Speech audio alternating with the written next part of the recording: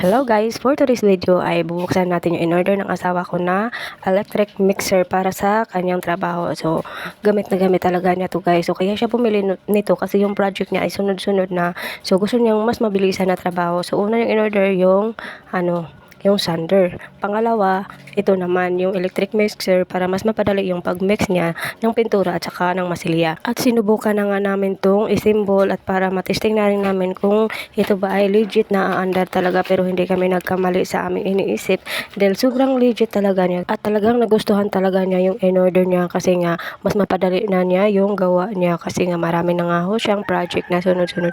So ganito lang siya guys, i-assemble mo.